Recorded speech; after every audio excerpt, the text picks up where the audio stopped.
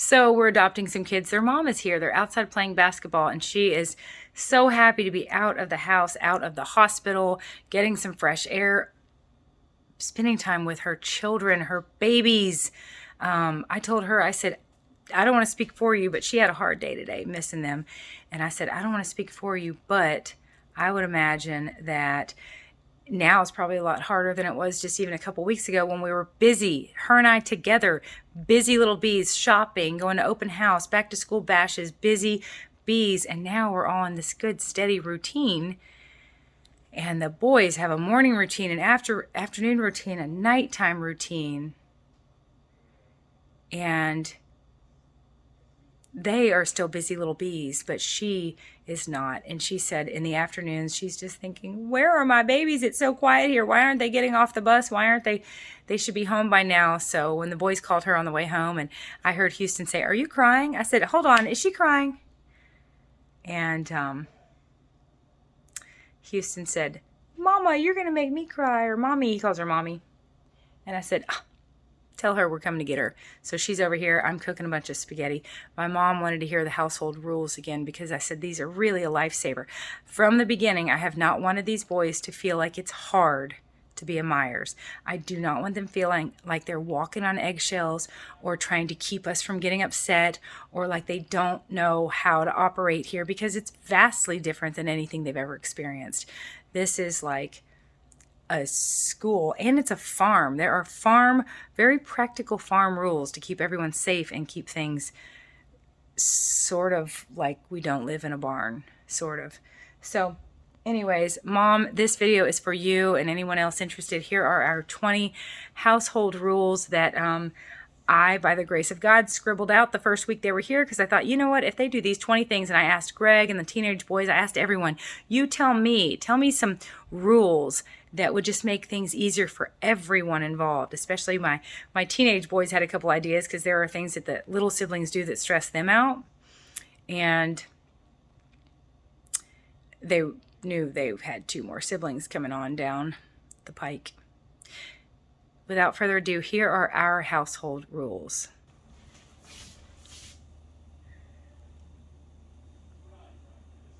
Number 1, never try being perfect or expect anyone else to be. That is such a good one, because when I catch myself getting real frustrated with one of the kids, when they do something that I've told them not to do, I realize, oops, I'm expecting them to be perfect about it. Or if I, let's just say, don't get all the laundry put away like I wanted to, I'm probably expecting myself to be too perfect. So that's a good one. We're glad it's number 1. Number 2, very practical. Spit and or pee away from where people walk. Number 3, always tell the truth. That has been a huge one for these kids, because there were lots and lots I was getting lied to left and right in the beginning about itty bitty things because they didn't want to get in trouble. And I have had to teach them, you're not going to get, well, you might get in trouble, but you're going to get in a whole lot more trouble for lying to me, because I need to be able to trust you. On a farm, if I let you out that door, you could get hurt a million different ways. I need to be able to trust you. And so we reward them heavily for telling the truth, even when it's for confessing up to something they've done. I especially love that. I love when I ask someone who did this and someone actually tells me, or did you do it? And they say, they've come a long way in a month and a half, feeling safe to tell the truth and knowing that what I really don't want them doing is lying. Number 4, no whispering or telling secrets. There's just too many kids around here for that kind of stuff to be going on. Only 2 sugar flowers per day. Do not open your backpack until we get home. Oh my goodness, I have learned that kids start opening backpacks, they explode, and then they stick papers in my face and want me to read them and sign them while I'm driving. Do not turn hoses on or off without permission. We're surrounded by calf pens and bull pens, and we cannot have these hoses being turned off or left on. Do not take other people's chargers. Stay out of calf, cow, bull pens. Say good morning first. That's a big one around here. Before you say, where are my shoes? Who took this? Where's that? Have you seen the mess in the bathroom? Say good morning first. Number 11, eat food in the kitchen or outside. You have 2 choices, kitchen or outside. Rare exception to eat it in the other room. Oh, looks like you need a pair of scissors. There's a pair right there by the bowl of fruit on the island. Number 12, Matthew 7:7, ask for what you want. Don't hint at it. Don't complain about it. Don't tell me you're hungry. Don't tell me you're thirsty. If you want something, ask for it. The answer will more often than not be yes. Love and serve each other and God. And if you are loving without serving, you're not loving. If you're serving without loving, you're not serving. Number 14, buckle your seatbelt. Number 15, offer space and grace to everyone. We are all, especially these boys, in the midst of a crisis. Transplanting, relocating, living with a new family, going to a new school. Everyone is under a lot of stress. We need space and we need grace. Reset every room you use for the next person. It might be you. Tidy up so the next person can come in here and enjoy this room. Concern yourself with yourself. If I ask a group of kids, who did XYZ? They typically want to turn left and right and tell me about everyone else. Concern yourself with yourself. If you don't think they're doing enough work, make sure you're doing enough work. If you don't think they're moving fast enough, make sure you're ready for school. So often I have one of them tell me, they're not blah, blah, blah. And I'm like, you have bare feet. You're not ready either. Concern yourself with yourself. Mary just ran in a minute ago and said, Mama, Houston is breaking a rule. Over and over, he is telling his mom what I did yesterday. He's not concerning himself with himself. So he was tattling to his own mother about Mary throwing shoes at him, and she came in to tattle to me about him tattling. I said, Mary, you are currently not concerning yourself with yourself. It was pretty cute.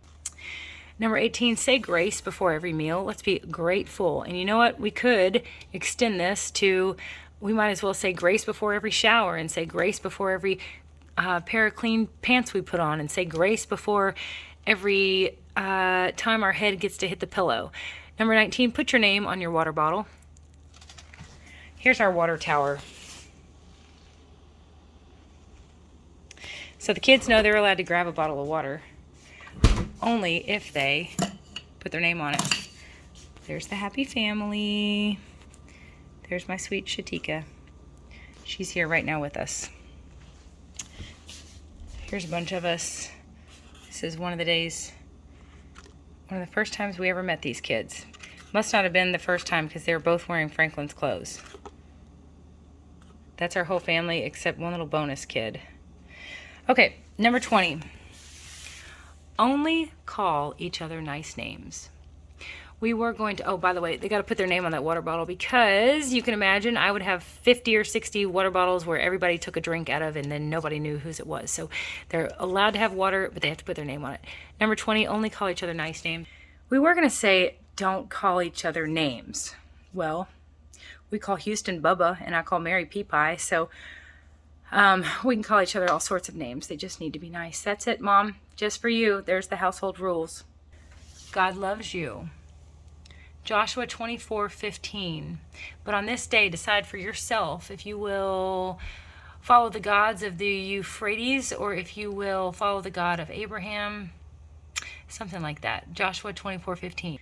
And then, like Hobby Lobby has all over the place, the tail end of that verse is, but as for me and my house, as for me and my household, we will serve the Lord. That verse actually says, but on this day, choose. Choose.